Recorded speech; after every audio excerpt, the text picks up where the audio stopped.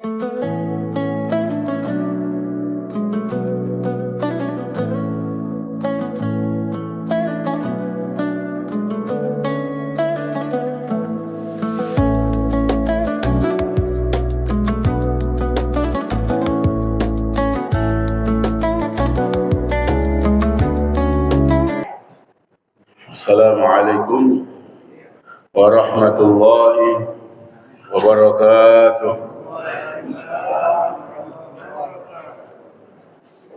Bismillahirrahmanirrahim. Alhamdulillah alladzi hadana lihadza wa ma kunna linahtadiya laula an hadana Allah. Wassalatu wassalamu ala sayyidina Muhammadin al-fatih lima ughliq wal khatim lima sabaq nasiril haqqi bil haqq wal hadi ila siratikal mustaqim wa ala alihi wa sahbihi haqqa qadrihi wa miqdarihi al-azim, amma ba'du. Fa subhanaka la ilma lana illa ma 'allamtana innaka antal alimul hakim. Rabbi shrah li sadri wa yassir li amri wa hlul 'uqdatam min lisani yafqahu qawli wa saddid lisani wahdi qalbi bihaqqi sayyidina Muhammad sallallahu alaihi wasallam. Asyiral hadirin wal hadirat rahimakumullah. Kajian sirah pada pagi hari ini tentang menyambut bulan Rabiul Awal, bulan kelahiran Nabi kita Muhammad sallallahu alaihi wasallam, di mana Allah Subhanahu wa taala telah berfirman, "Qul bi fadlillahi wa bi rahmatihi fa bidzalika falyafrahu huwa khairum mimma yajma'un." Qul, katakanlah wahai Nabi Muhammad kepada umatmu, bifadlillahi wa birahmatihi, sebab karunia Allah dan sebab rahmat Allah, fabidzalika falyafrahu, bergembiralah kalian, huwa khairum mimma yajma'un, kegembiraan kalian atas karunia Allah, kegembiraan kalian atas rahmat Allah itu lebih baik dari apa yang orang-orang kafir kumpulkan dari dunia. Para ulama banyak menafsirkan tentang anugerah karunia Allah dan rahmat Allah di dalam ayat ini. Ada yang mengatakan Islam, ada yang mengatakan Al-Quran, dan juga ada yang mengatakan karunia Allah dan rahmat Allah itu adalah Nabi kita Muhammad SAW. Baik kelahiran beliau atau diutusnya beliau menjadi Nabi dan Rasul, itu adalah karunia dan rahmat Allah Subhanahu wa ta'ala. Maka bergembiralah atas karunia dan rahmat Allah ini. Para ulama yang mengatakan karunia dan rahmat Allah dalam ayat ini adalah Nabi kita Muhammad SAW berdasarkan ayat yang kita hafal, kita sering dengar, wa ma arsalnaka illa rahmatan lil alamin. Dan tidaklah kami utus engkau wahai Nabi Muhammad kecuali sebagai rahmat untuk alam semesta. Dan juga dengan dalil hadis Nabi, beliau mengatakan, ya ayyuhan nas, wahai sekalian manusia, innama ana rahmatun muhdah. Sesungguhnya aku ini adalah rahmat Allah yang dihadiahkan untuk umat manusia.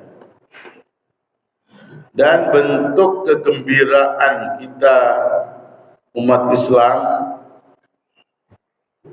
diungkapkan, diekspresikan, diantaranya adalah dengan tradisi peringatan perayaan Maulid Nabi Muhammad sallallahu alaihi wasallam. Dan sebagai ilmu pegangan buat kita, yang namanya Maulid Nabi itu atau peringatan perayaan Maulid Nabi itu adalah sebuah tradisi saja. Itu bukan ibadah. Kalau ibadah murni harus perintah Allah, perintah Rasulullah sallallahu alaihi wasallam. Ibadah tidak boleh ditambah-tambah, tidak boleh dikurang-kurangi.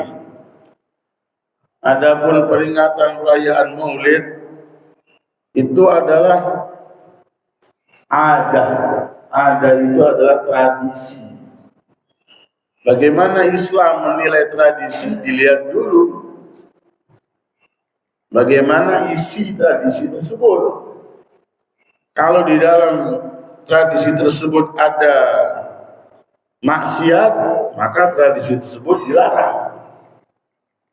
Kalau tradisi tersebut di dalamnya ada perintah-perintah Allah, maka tradisi tersebut menjadi hukum baik, bagus, diberi pahala.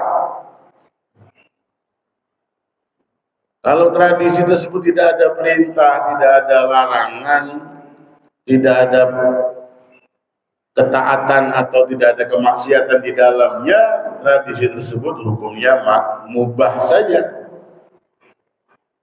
Contoh tradisi di negeri kita kalau bulan Agustus mengadakan lomba-lomba. Ada lomba masukin paku ke botol. Ada lomba bawa kelereng pakai sendok. Apa hukumnya? Hukumnya adalah mubah. Tidak ada perintah, tidak ada larangan. Apa hukumnya lomba bapak-bapak main bola pakai daster? Di situ ada maksiat atau tidak? Ada, yaitu laki-laki menyerupai perempuan sehingga jadi boti. Maka hukumnya haram, main bolanya mubah. Tapi karena bapak-bapak pakai daster, hukumnya jadi haram. Apalagi saya lihat di video lomba yang dilaksanakan pada bulan Agustus, lomba mecahin balon tapi gayanya gaya vulgar, yaitu mecahinnya maaf-maaf tuh. Jadi bapak-bapak itu nyodok angkatnya perempuan sambil mecahin balon. Mecahin balonnya mubah, tapi gayanya seperti itu, tidak mendidik, tidak beradab. Dilihat anak-anak kecil. Kemudian ada lomba ibu-ibu panjat pinang, hukumnya apa? Saya nggak tahu itu. Ya, kalau buka aurat hukumnya haram. Inilah Islam memandang tradisi. Saya sampaikan ini memang sudah masuk bulan Agustus. Jadi jangan sampai jamaah masjid Baitul Mukminin lomba futsal di lapangan masjid pakai daster lagi. Insya Allah tidak ada di sini. Saya tidak pernah lihat. Jauh dari sini. Tapi ada nggak yang seperti itu? Ada. Coba pakai sarung aja gantinya. Sarung pakaiannya laki-laki. Dulu kita waktu santri main bola pakai sarung. Kenapa harus pakai daster? Ditambah lagi bapak-bapaknya pakai make up lagi. Ditambah lagi tuh bapak-bapak dadanya dikasih balon lagi. Sudah hampir menyerupai perempuan. La'anallah al-mutasyabihin bin nisa. Hadisnya jelas, Allah melaknat orang laki-laki yang menyerupai perempuan. Larangan syariat tidak bisa buat bercanda atau lucu-lucuan. Nah, tradisi seperti itu Islam menyikapinya, menghukuminya. Nah, tentang tradisi peringatan kelahiran Nabi Muhammad SAW, dilihat di situ ada maksiat atau tidak. Kemudian dilihat di situ ada perintah Allah atau tidak. Ternyata di situ ada pertama perkumpulan kaum muslimin, kaum muslimat. Ada it'amut ta'am, memberi makan. Ada sedekah. Ada membaca sejarah Nabi Muhammad SAW yang dikemas dengan buku maulid. Buku maulid itu adalah sejarah Nabi. Kemudian ada pujian-pujian kepada Nabi, ada salawat kepada Nabi, kemudian ada tilawatul Quran, kemudian ada ceramah thalabul ilmi. Semuanya itu ternyata di dalamnya perintah-perintah syariat. Maka tradisi maulid dihukumi baik, berpahala. Ma'asyiral hadirin wal hadirat rahimakumullah. Pada kajian Sirah Nabawiyah pagi ini sekali lagi tentang menyambut bulan Rabiul Awal, bulan kelahiran Nabi kita Muhammad sallallahu alaihi wasallam. Di sini saya akan membawakan beberapa kisah tentang mukjizat Nabi kita Muhammad sallallahu alaihi wasallam. Bagaimana makhluk-makhluk Allah alam semesta mengenal beliau. Dikisahkan dalam satu hadis, ada sahabat Nabi yang bernama Salamah bin Aqwa. Salamah bin Aqwa ini sahabat Nabi terkenal pelari cepat, bahkan bisa membalap kuda. Ini fakta nyata, bukan superhero yang fiktif. Salamah bin Aqwa ini pelari cepat. Sebelum beliau ini masuk Islam, dan ini adalah sebab masuk Islamnya beliau, Salamah bin Aqwa ini kerjaannya adalah mengembala kambing-kambingnya. Kambing-kambingnya banyak. Rasulullah SAW, beliau sudah hijrah di Madinah. Ini kisah di Madinah. Salamah bin Aqwa ketika sedang mengembalakan kambing-kambingnya, tiba-tiba ada serigala ngambil seekor anak kambing, digigit, kemudian dibawa lari. Salamah bin Aqwa lihat, dikejar, karena dia ini pelari cepat, dapat diambil lagi itu anak kambing dari mulut serigala. Setelah diambil, serigala itu bukannya pergi, serigala itu duduk, dan serigala itu bisa ngomong. mengatakan kepada Salamah bin Al-Aqwa,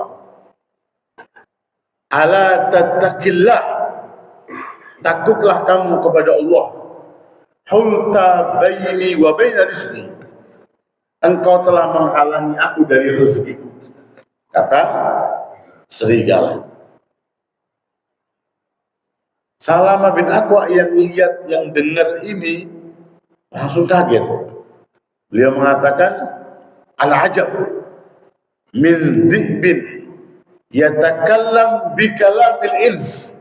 Sungguh aneh, ada serigala yang bisa ngomong kayak manusia. Itu serigala nyaut, anta ajab, kamu lebih aneh lagi. Kenapa? Wajifan ala ghanamik wa tarakta nabiyyan lam yab'asillahu qattu nabiyyan a'dham minhu 'inda Allah qadra. Kamu lebih aneh, kata serigala. Kamu enak-enakan saja berdiri di sini membalain kambing-kambing kamu.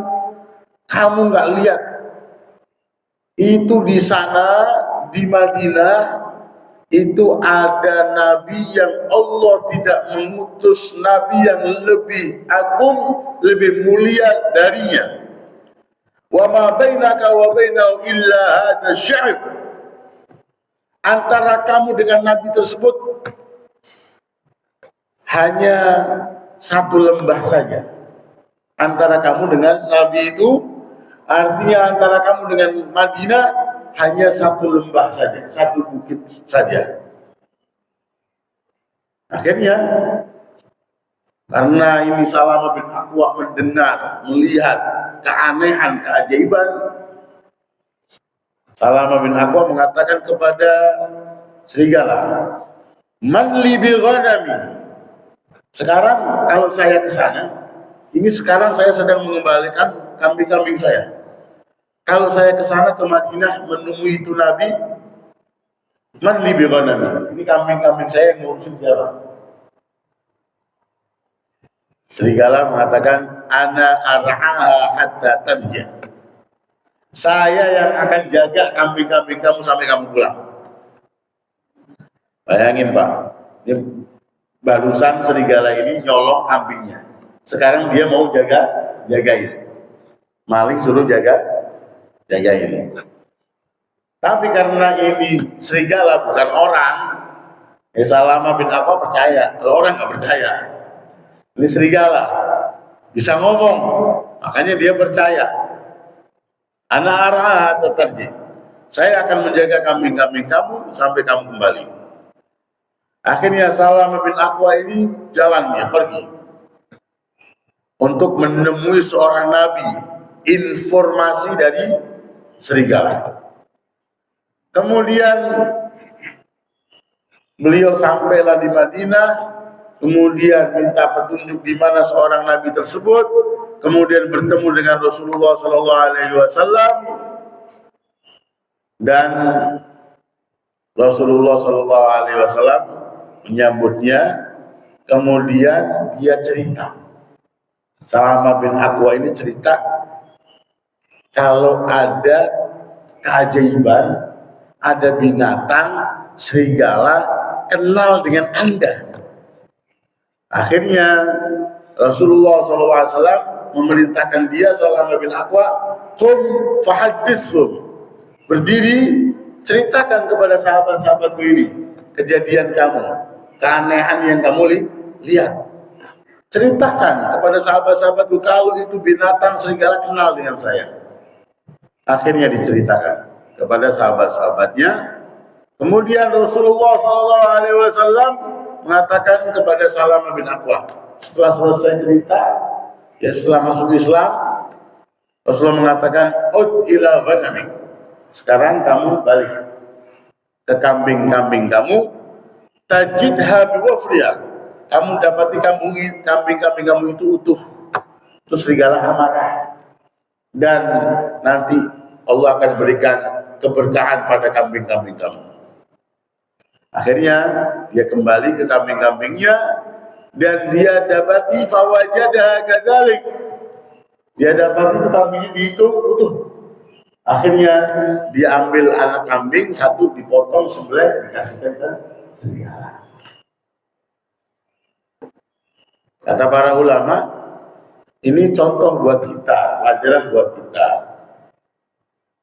Orang kalau meninggalkan urusan dunianya untuk Nabi Muhammad SAW, maka dunianya akan diberkahi.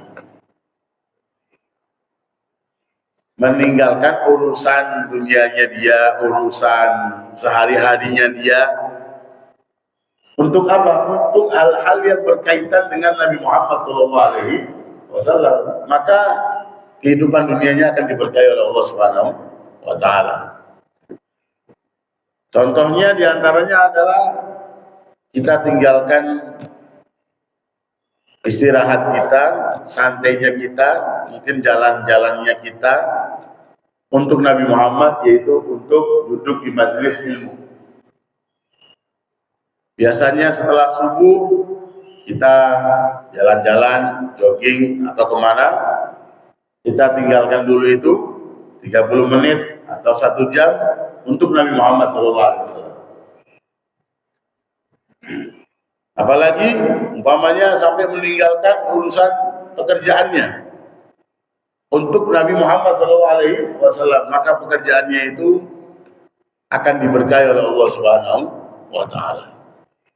Makanya para ulama mengatakan siapapun yang meninggalkan urusannya dia sehari-hari atau urusan dunianya dia untuk Nabi Muhammad SAW, maka urusan dunianya akan dipermudah, diberkahi oleh Allah Subhanahu wa Ta'ala. Sebagai contoh itu tadi sahabat Salamah bin Aqwa, sebab masuk Islamnya dia tinggalin kambing-kambingnya untuk menemui seorang nabi, kemudian masuk Islam, dan kambing-kambingnya dia itu diberkahi oleh Allah Subhanahu wa Ta'ala. Kemudian juga ada satu mukjizat bagaimana binatang mengenal Nabi kita Muhammad SAW, yaitu kisah Dhab. Hadis yang bercerita tentang Al-Dhab atau biawak atau kadal gurun. Kadal gurun. Hukumnya halal. Ya. Bukan biawak yang ada di sini, bukan. Kalau biawak yang di sini itu hidupnya 2 alam, dari makannya juga bisa di 2 alam, maka hukumnya haram. Ini kadal gurun, Ad-Dhab. Ketika Rasulullah SAW sedang berkumpul dengan sahabat-sahabatnya, kemudian lewat orang Badui. Baru saja dia berburu biawak atau kadal gurun. Di bawah tuh, gede biawaknya. Kemudian dia melihat ada perkumpulan orang-orang. Dia lewati, ada orang-orang lagi kumpul. Dia lihat ada sosok satu orang yang tampan. Wajahnya berseri-seri. Makanya orang Arab Badui nanya sama satu orang yang ada di situ, itu siapa? Orang itu siapa? Dijawab, hada Nabiullah, itu Nabi. Akhirnya orang Arab Badui itu berhenti, kemudian meletakkan biawaknya itu di hadapan Nabi Muhammad SAW. Meletakkan biawaknya di hadapan Rasulullah SAW. Ini orang Arab Badui langsung mengatakan, la uminu bika hatta yu'minu bika hadha dhab. Hei fulan yang ngaku Nabi, aku tidak percaya kamu itu Nabi kecuali biawak ini juga percaya kalau kamu Nabi. Ini sekali lagi tentang mukjizat. Aku tidak beriman, aku tidak akan beriman, aku tidak percaya kepada kamu sampai biawak ini juga beriman kepada kamu. Akhirnya Nabi memanggil itu biawak. Beliau mengatakan, ya Allah, wahai biawak. Ternyata biawak itu nyaut, bisa bicara. Biawak itu mengatakan, labbaika wa sa'daika ya zaina man wafal qiyamah. Artinya gampangnya, aku memenuhi panggilan Anda dengan senang hati, wahai hiasan di hari kiamat. Cakep nggak tuh balasannya? Balasannya cakep kan? Biawak bahasanya tuh. Dipanggil sama Nabi nggak? Ya. Apa? Enggak. Tapi bagus jawabannya. Aku memenuhi panggilan Anda dengan senang hati. Wahai hiasan di hari kiamat. Nabi kita ini ketika hari kiamat menjadi hiasan. Hiasan itu menyenangkan apa enggak? Menyenangkan. Ketika umat manusia yang muslim atau yang kafir dalam keadaan ketakutan luar biasa, kalau melihat Nabi Muhammad itu tenang, agak tenang. Itu kelebihan Nabi kita Muhammad SAW. Karena beliau sudah mengatakan, Ana sayyidu waladi Adam wala fakhar. Aku kelak nanti di hari kiamat ketika semua manusia berkumpul, pimpinannya siapa? Aku adalah pemimpin semua manusia dari Adam sampai terakhir. Dan saya mengatakan ini bukan dalam keadaan, bukan sombong-sombongan, wala fakhar. Pantas itu biawak mengatakan seperti itu. Wahai hiasan di hari kiamat. Kemudian Nabi tanya lagi, Man ta'bud? Wahai biawak, yang kamu sembah siapa? Kalau kita ditanya begitu siapa? Jawaban kita apa? Allah. Lihat jawaban indahnya biawak. Alladzi fis samai 'arshuh wa fil ardi sultanuh wa fil bahri sabilu Allah. Biawak jawabnya, aku menyembah zat yang kekuasaannya ada di langit, ada di bumi, ada di lautan. Cakep gak jawabannya? Indah jawabannya. Setelah Nabi tanya, siapa yang kamu sembah? Kemudian pertanyaan yang terakhir Nabi mengatakan, Faman ana? Kalau begitu siapa saya? Jawab biawak, kalau kita jawabnya Rasulullah. Biawak jawabnya Rasulu Rabbil Alamin wa khatamun nabiyyin. Qad aflaha man saddaqak wa khaba man kadzdzabak. Jawab biawak, Rasulullah Rabbil Alamin. Engkau adalah utusan Tuhan semesta alam. Wa khatamun nabiyyin, engkau adalah penutup para nabi. Qad aflaha man saddaqa, maka sungguh beruntung orang yang beriman kepada kamu. Wa khaba man kadzdzabak, dan sungguh merugi orang yang mendustakan kamu, tidak percaya kepada kamu. Lihat, biawak ternyata juga kenal Nabi dan beriman kepada Nabi. Maka orang Arab Badui tadi akhirnya beriman kepada Nabi kita Muhammad sallallahu alaihi wasallam. Ini mukjizat membuktikan bagaimana makhluk-makhluk Allah, di antaranya binatang, kenal dengan Rasulullah sallallahu alaihi wasallam. Dan yang terakhir yang sering saya bawakan itu mukjizat Nabi, pohon mendatangi Nabi, mengucapkan salam kepada Nabi. Sampai lokasi kejadian itu di Mekah dibangun petilasan masjid, namanya Masjid Asy-Syajarah, masjid pohon. dekat Masjid Al-Jin, dekat Masjid Jin. Itu ada masjid namanya Asy-Syajarah, masjid pohon. Karena di situ tempat mukjizat pohon mendatangi Rasulullah SAW. Ada orang yang ingin bukti kalau Nabi Muhammad itu adalah Nabi. Kemudian Nabi SAW mengatakan kepada orang tersebut, "Qul litilka syajarah Rasulullah yad'uki." Hai fulan, itu pohon kurma. Kamu panggil dia. Kamu bilang sama itu pohon, Rasulullah yad'uki. Itu Rasulullah manggil kamu. Akhirnya didatangi oleh orang tersebut, pohon itu ngomong depan pohon. Ya syajarah, wahai pohon, Rasulullah yad'uki. Rasulullah itu dia manggil kamu. Disebutkan dalam hadis, wa malat an yaminiha wa an shimaliha. Maka pohon itu goyang ke kanan, goyang ke kiri, ke depan, ke belakang. Hatta taqatta'at uruqha, mencabut akar-akarnya. Kemudian berjalan mendatangi Nabi Muhammad SAW. Sampai di hadapan Nabi, pohon itu mengucapkan Assalamu alayka ya Rasulullah.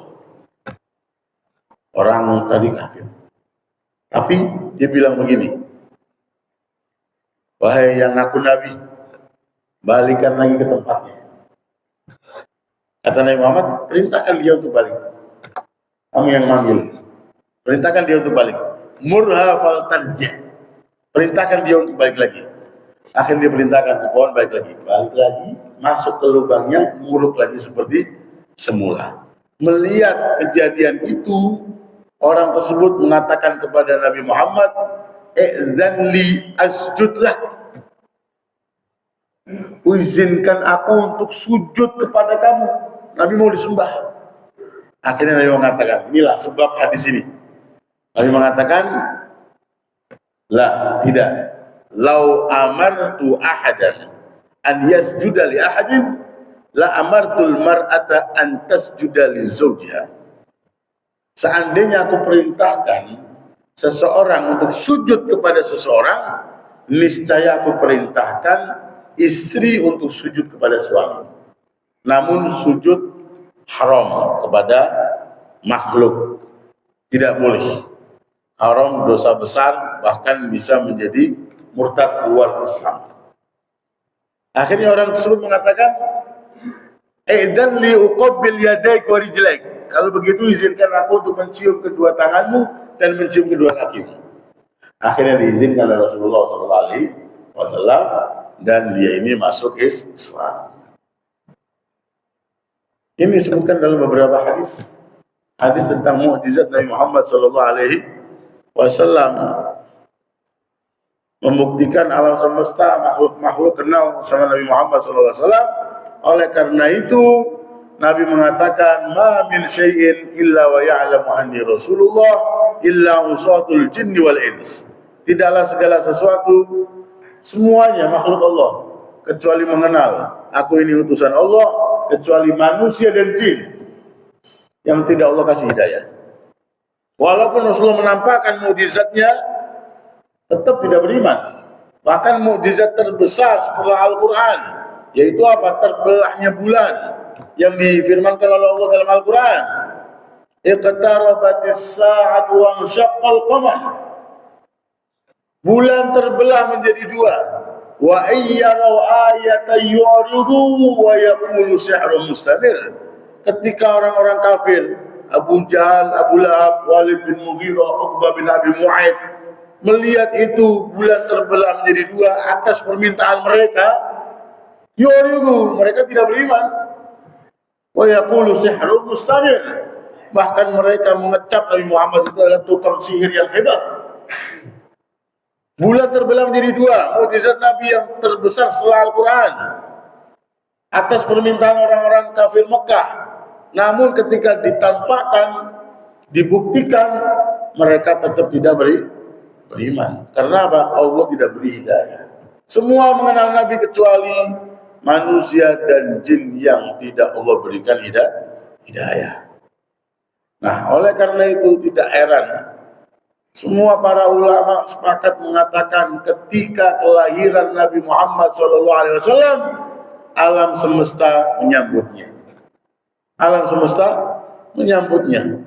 Bahkan di bumi ini yang saat itu penuh dengan kekafiran, kemusyrikan, kecongkakan, kezaliman, malam Senin, malam kelahiran Nabi Muhammad SAW, itu Allah Subhanahu wa taala bersihkan kemusyrikan. Allah bersihkan kekafiran di atas muka bumi ini. Yaitu apa? Berhala berjatuhan. Ini namanya bersih-bersih hal-hal yang berbau syirik di atas muka bumi. Api yang disembah oleh orang Majusi, api yang paling besar 1000 tahun tidak pernah padam. 1000 tahun, bukan karena mukjizat, bukan. Selalu dijaga oleh pendeta-pendeta Majusi dari turun-menurun. Api itu nggak boleh padam. Jadi Tuhannya nggak boleh padam. Dijaga terus turun-menurun oleh pendeta. Dan pendeta-pendeta khusus ini. Pendeta-pendeta khusus menjaga api tersebut. Tiba-tiba mati seketika. Malam Senin itu. Inilah kekafiran, kemusyrikan dibersihkan dulu malam Senin itu. Kemudian simbol-simbol kesombongan, kezaliman Romawi dan Persia itu balkon-balkonnya roboh, runtuh. Malam Senin, malam kelahiran Nabi Muhammad SAW. Kenapa? Sekali lagi alam semesta menyambutnya. Patung itu batu, patung itu dari besi, batu besi kenal Nabi Muhammad SAW. Nabi mau lahir pada subuh hari Senin, maka malam tersebut mereka merobohkan dirinya. Mereka malu untuk disembah. Ini Nabi akan membawa tauhid. Kemudian api juga, api makhluk Allah. Api malu untuk disembah, memadamkan dirinya. Menyambut Nabi Muhammad SAW yang akan membawa kalimat tauhid la ilaha illallah. Begitu juga alam langit, alam malakut, arus menyambut kursi, menyambut para malaikat-malaikat, menyambut dengan subhanallah, alhamdulillah, wala ilaha illallah, wallahu akbar. Makanya di dalam acara maulid itu, kalau sebelum detik-detik kelahiran Nabi, kita baca subhanallah, alhamdulillah, wala ilaha illallah, wallahu akbar. Ini menyamai malaikat-malaikat ketika Rasulullah SAW akan lahir. Itulah kenapa kelahiran Nabi kita Muhammad SAW begitu hebatnya. Karena sekali lagi semua makhluk mengenal Nabi kita Muhammad SAW. Nah, kita dengan kajian Sirah Nabawiyah semoga makin kenal dengan Nabi Muhammad, makin cinta kepada Nabi Muhammad, makin semangat mengikuti sunnah-sunnah Nabi kita Muhammad Sallallahu Alaihi Wasallam, dengan harapan kita semuanya mendapatkan syafaat pertolongan beliau di barzakh dan di akhirat, dan masuk surga menemui beliau bersama dengan beliau Nabi kita Muhammad Sallallahu Alaihi Wasallam. Amin ya rabbal alamin. Allahumma hdina bihudak waj'alna mimman yusari' fi ridhak wa la tuwallina waliyan siwak ولا تجعلنا ممن خالف أمرك وعصاك وحسبنا الله ونعم الوكيل ولا حول ولا قوة إلا بالله العلي العظيم. اللهم اقسم لنا من خشيتك ما تحول به بيننا وبين معصيتك، ومن طاعتك ما تبلغنا به جنتك، ومن اليقين ما تهون به علينا مصائب الدنيا، ومتعنا بأسمائنا وأبصارنا وقوتنا ما أحييتنا، واجعله الوارث منا، واجعل ثارنا على من ظلمنا، وانصرنا على من عادانا، ولا تجعل الدنيا أكبر همنا ولا مبلغ علمنا ولا تسلط علينا من لا يرحمنا برحمتك يا أرحم الراحمين وصلى الله على سيدنا محمد وعلى آله وصحبه وسلم والحمد لله رب العالمين والمعاف والسلام عليكم ورحمة الله وبركاته.